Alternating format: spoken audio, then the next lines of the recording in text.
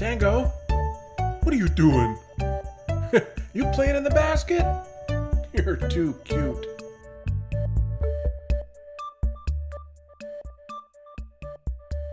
How you doing, guys? Chad here at the farm. Welcome back to the channel. Today I'm going to go over 5 different things that I've learned through experience after neutering our barn cats. We have 8 barn cats total here at the farm. There's 4 older cats and then there's 4 younger cats. I call them the Claw Crew and then the Claw Crew Juniors. The Claw Crew Juniors were born to Maggie May barn cat. She's the mother, and they were born back in April of this year, 2022. They were the cutest little things. All 4 were healthy, strong, and they were growing really fast. Once they were getting a little bit bigger, we had to start thinking about the neutering process for the 2 boys. Okay guys, it's neuter day for 2 of the boys. I got Mango in the cage right there, in the light blue one, and the other blue one is Chewie, and Chewie does not want to be in the cage. He's whining, and I feel so bad. Listen to the poor guy. He fought me to put him in the cage. Yeah, I know, Chewie. Sorry, buddy. They got to get neutered, or we're going to get more kittens again.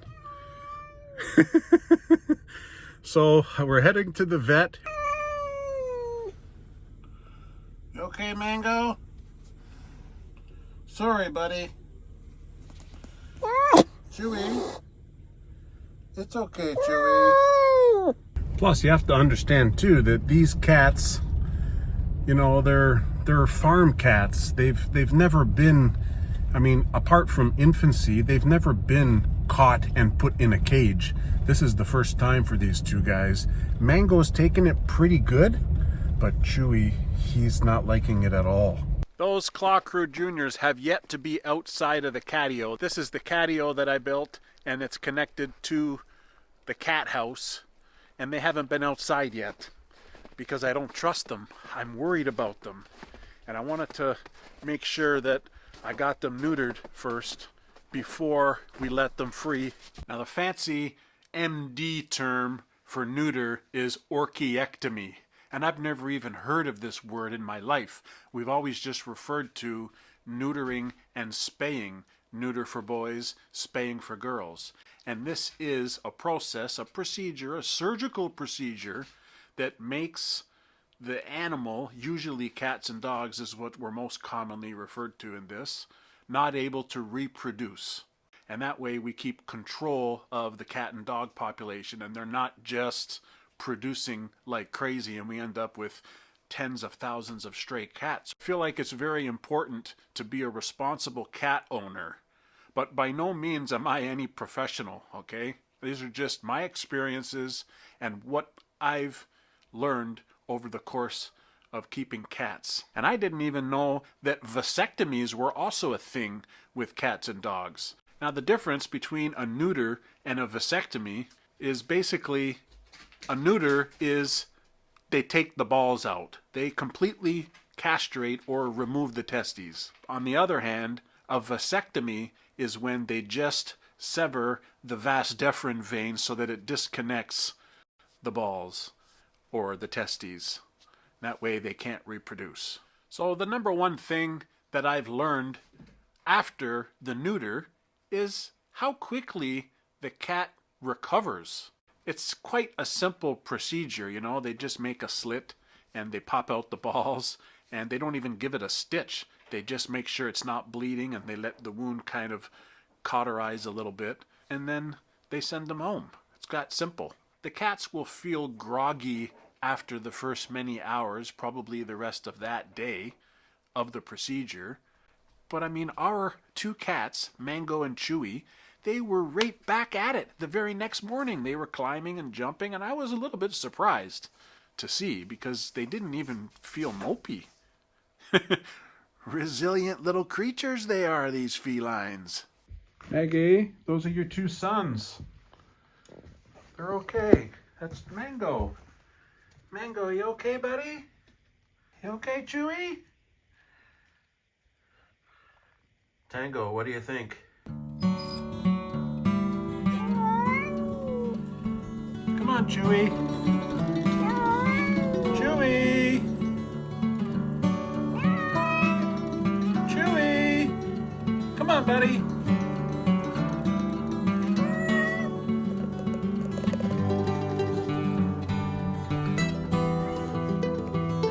You're walking funny. You guys missed your brothers, eh? Oh no, Chewie, he's walking funny and he's really scared. What are you guys doing? Bubbles, you want to see your brothers? Bubbles!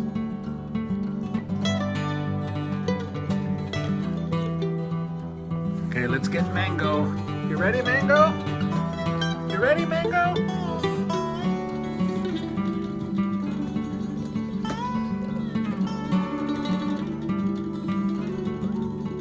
You okay, Mango? You're a little confused, huh? You're okay, buddy. I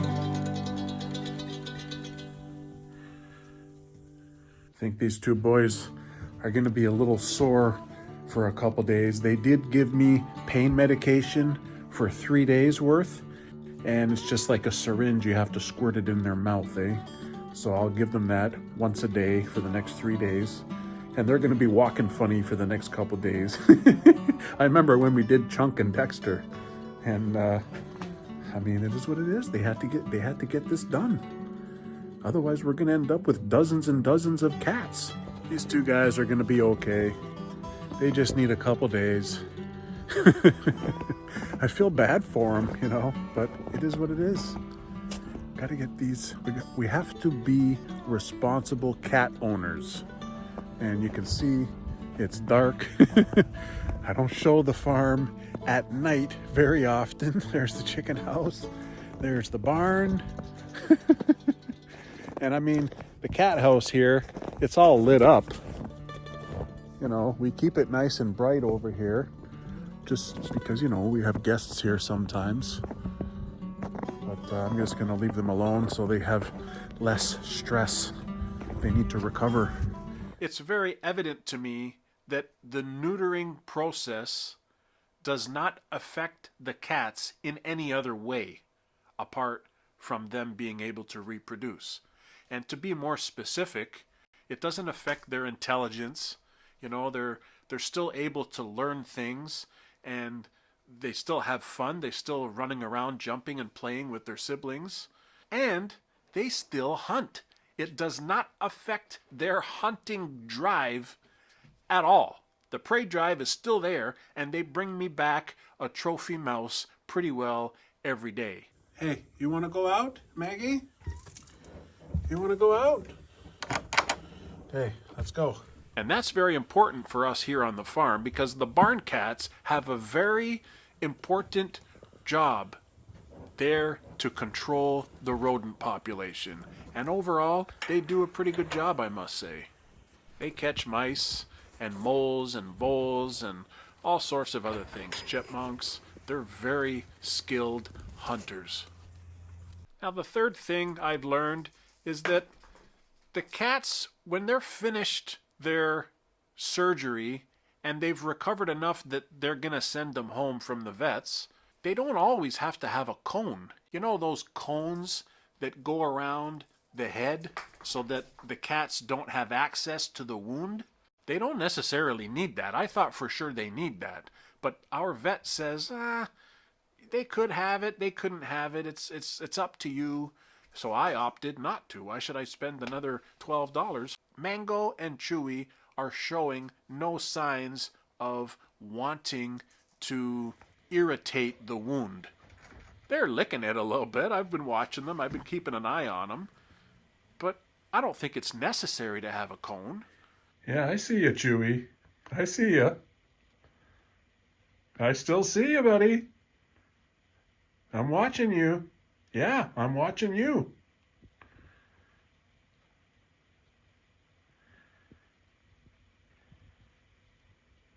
Yeah, I'm still watching.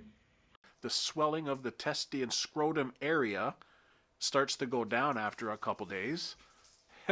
They won't even notice a thing. I think you're peeing, aren't you? Yep. Cover it up. Cover it up. Good boy. That's a good boy. Now the fourth thing that I've learned after neutering our barn cats is that they'll eventually stop marking their territory. You know, these boys, they mark their territory. They'll urinate in different spots around their house or living quarters, and in our case, they live in this barn cat house and they have access to the catio. And I mean, they'll pee every now and then on something just to let everybody else know that this is my spot, guys. And that eventually stops. After the neuter, I thought it would just stop immediately, but it doesn't. It takes a while. There's still a bunch of testosterone in their system, and the vet says it's going to take up to 6 months. It could be sooner, but up to 6 months to finally get all the testosterone levels down in their bodies before they'll start to show fewer breeding behaviors. They mark their territory basically to advertise to all the ladies that they're sexually available. So if you want some ladies, I'm here for you. That's basically what they're saying when they mark their territory. They want to pee on things to attract the ladies. And again, maybe some cats will never stop marking their territory, but it's only a smaller percentage. The majority of cats will eventually stop marking their territory. Hey, buddy. You climbing up on me? Huh? You okay?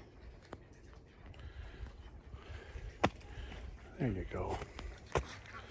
Okay, stay up there. Stay up there, okay, bud? Dexter, you're doing it wrong. Just stay still. Stop moving around, okay? I know, bud. Let's go. I gotta get you back in. Hey, it's time to go to bed. Time to go to bed, okay, bud?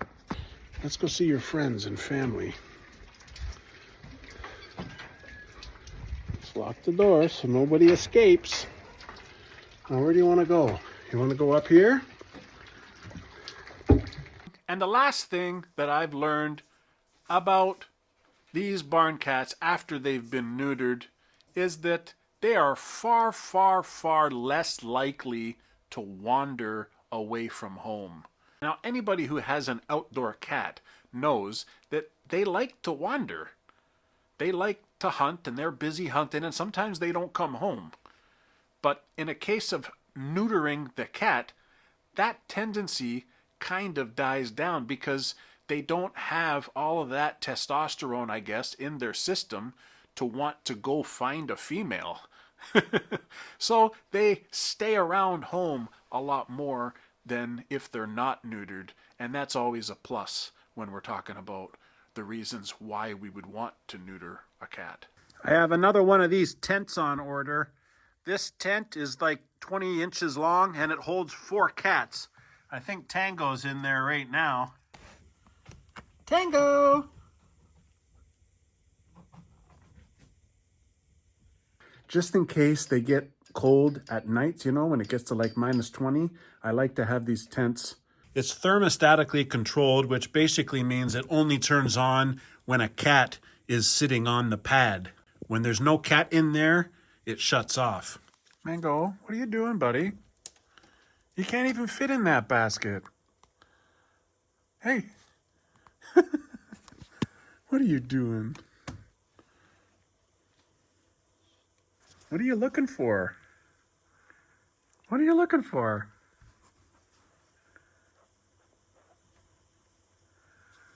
There's nothing in there, bud. Hey, those are your pain meds. Oh, you dropped it in the water.